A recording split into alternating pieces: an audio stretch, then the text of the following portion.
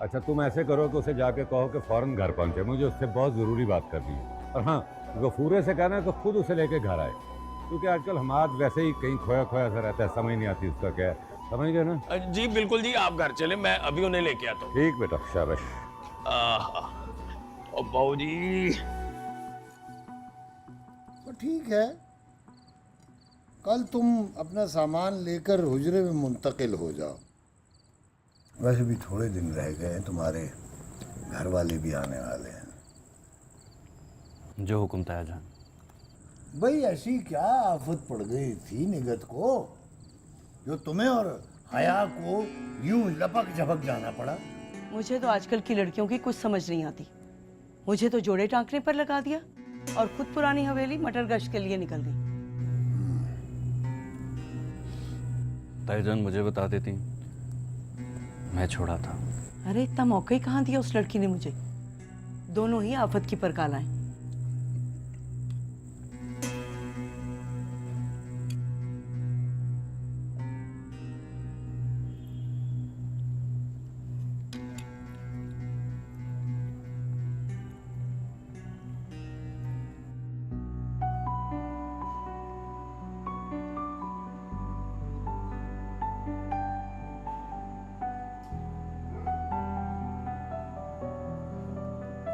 अस्सलाम वालेकुम।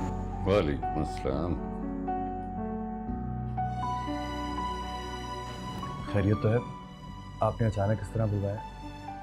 सब खैरियत है बेटा। नजमा तुमसे कुछ कहना चाहती है। ऐसा भी क्या तजस्सुस है? फिर कोई इम्तिहान लेना है क्या आपने?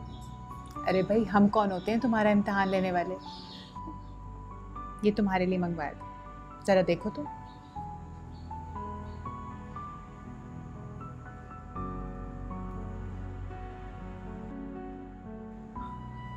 ये तो किसी फॉरेन यूनिवर्सिटी का प्रोस्पेक्टस है, लेकिन ये आपके पास कहाँ से आया? तुमने बताया था ना कि तुम्हारी बड़ी ख्वाहिश थी इस यूनिवर्सिटी में एडमिशन लेने के लिए, लेकिन इनके लिए दोबारा थीसिस लिखने में नाकाम होने की वजह से फिर तुमने कभी एडमिशन के लिए अप्लाई ही नहीं किया। ठीक कह रही हैं आप, लेकिन इन लोगों का एडमिशन क्राइटेरिया मुझे कभी समझ में नहीं आया। अजीब उलझे हुए से टॉपिक होते हैं। इसीलिए तो मैं चाहती हूँ कि तुम इस यूनिवर्सिटी में एडमिशन लेने के लिए दोबारा से तैयारी करो और पेपर्स लिखो। क्या बातें कर रही हैं? मैं तो जब पूरी तरह होशो-हवास में था तब इनकी शराइत पूरी नहीं कर सका, अब ये सब कुछ कैसे कर सकूँगा? ये बिल्कुल नामुमकिन है। कुछ भी नामुमकिन नहीं होता। तुम एक बार मेरे लिए पेपर्स लिखना शुरू तो करो। अब मैं उस यूनिवर्सिटी में एडमिशन नहीं लेना चाहता। ये सब कुछ मेरे लिए बिल्कुल बेमानी हो चुका है। देखा सिद्दीकी साहब, मैं कहती थी ना, ये लड़का हमें कुछ भी नहीं समझता और हम इसके लिए सारी दुनिया भुलाए बैठे। कैसी बातें कर रही हैं आप? अच्छी तरह जानते हैं कि आप लोग मेरे लिए क्या है। तो फिर मुझे इसका सबूत चाहिए। मैं तुम्हें कभी भी बाहर जाने के लिए फोर्स नहीं करूंगी, प्रॉमिस। ये तो सरासर इमोशनल ब्लैकमेल है। मोहब्बत और जंग में सब कुछ जायज होता है हमाद जी।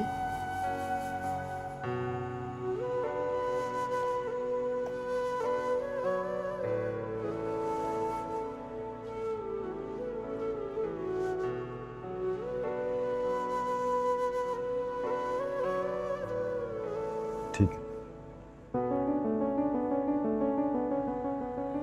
लेकिन थीसिस का टॉपिक आप ही डिसाइड करेंगी।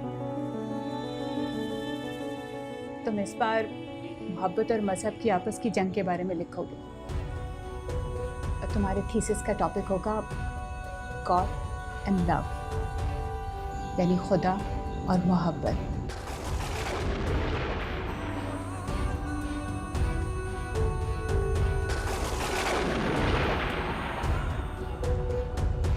आपके इरादे और उसकी सच्चाई की अजमत पर शक नहीं है। आह को चाहिए एक उम्र असर होने तक। बस इतना कहना था कि मोहब्बत में जिद नहीं होती। कौन जीता है तेरी जुल्फ के सर होने तक। आप घर वापस चले जाएं और ये दुश्मनी खत्म कर दें। हमने माना कि तगाफुल ना करोगे, लेकिन ये मेरी आपसे पहली और आखिरी इल्तिजा है। खाक हो जाएंगे हम तुमको खबर होने तक।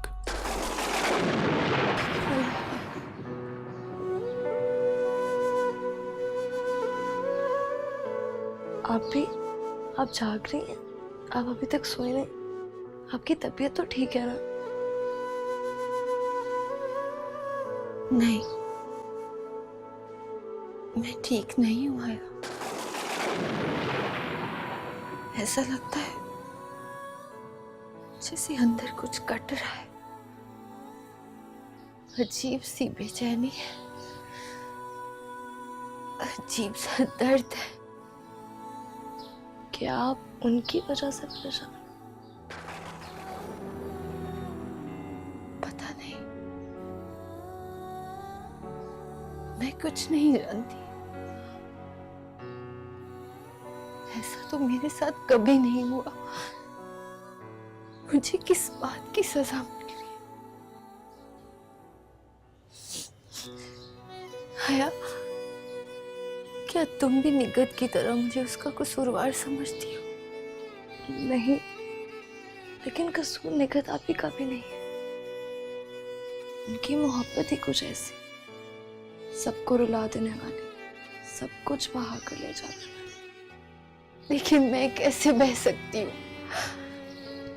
मैं अपने अब्बा का गुरूर, उनका मान कैसे तोड़ सकती हूँ? मर जाएंगे। मैं आपकी मुश्किल समझती हूँ।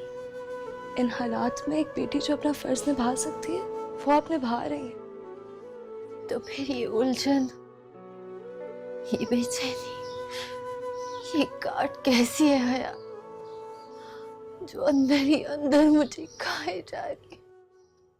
शायद कहीं अंदर ही अंदर आप ही हमारे भाई से। ये नामुमकिन है। नहीं, ऐसा नहीं हो सकता। जिन लग़्व बातों को तुम प्यार मोहब्बत समझते हो, कहते हो, वो मेरे नजदीक सरी गुनाह है। ये ख्याल भी मेरे लिए गुनाह कबीरा है।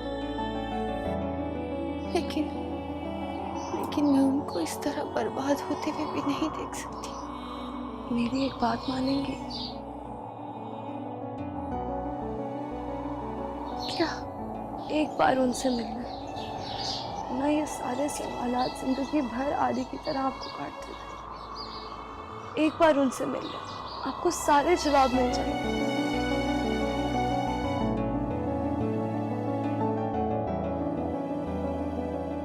आह को चाहिए एक उम्र असर होने तक, कौन जीता है तेरी जुल्फ के सर होने तक।